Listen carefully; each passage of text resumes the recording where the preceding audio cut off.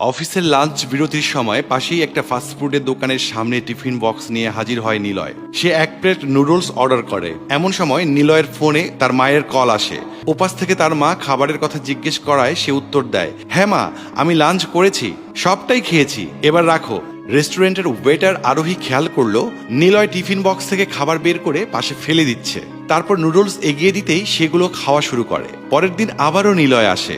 আজকে chowmein order করে মায়ের দেয়া খাবারগুলো আবারও ফেলতে চলে যায় সে। কিছুক্ষণ পর ফিরে এসে আরোহীর থেকে চাউমিন নিয়ে টেবিলে বসতেই নিলয়ের মায়ের ফোন আসে।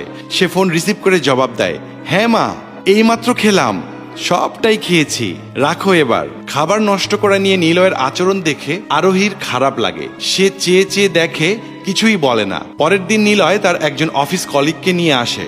আপু, আজকে 2 প্লেট চাউমিন দিয়েন, আজ আমার বন্ধু আবির ট্রিট দিচ্ছে, একটু বেশি সস দেবেন কিন্তু। আরোহী মাথা দুলায়। তারপর সে আজকেও খেয়াল করে নিলয় টিফিন বাক্সটা ফেলার জন্য নিয়ে যাচ্ছে। সে নিলয়কে বাধা দিয়ে বলে ওঠে, ভাইয়া, যদি কিছু মনে না করেন তবে খাবারগুলো আমাকে দেবেন।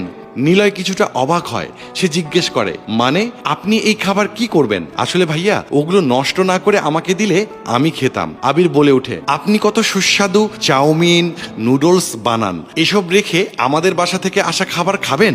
ভাইয়া, রোজ তো সুস্বাদু খাবার রান্না করি, কিন্তু আমার না আছে পরিবার, না আছে মা। মায়ের হাতের রান্না খাবার সুযোগ আমার হয়নি। আপনাদের মায়েরা কত ভালোবেসে আপনাদের জন্য টিফিন বানিয়ে দেন।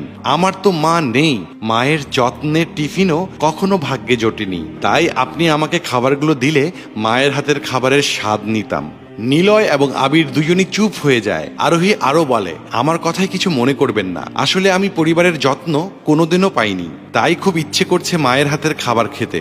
নিলয় ওর হাতে খাবারটা তুলে দেয়। তারপর দুজনে আনন্দ করে চাউমিন খায়। অন্যদিকে আরোহীও খাবার খেয়ে টিফিন বক্স ফেরত দিতে এলে নিলয় টাকা বের করতে চায়। তখন আরোহী বলে, টাকা লাগবে না ভাইয়া, আপনি আমাকে বাসার খাবার দিয়েছেন, মায়ের হাতের খাবার দিয়েছেন, তার পরিবর্তে আমি আপনাকে চাউমিন দিলাম। নিলয় আর কথা বাড়ায় না, চুপচাপ চলে যায়। পরের দিন খুব সকালে সে আরোহীর দোকানে এসে হাজির হয়। আরোহী ওকে দেখে বলে, ভাইয়া, আজ এত সকালে? আমি তো এখনো চুলাই বসাইনি। নিলয় হেসে জবাব দেয়, আমার আজকে কিছু লাগবে না, আপনার জন্য টিফিন নিয়ে এলাম।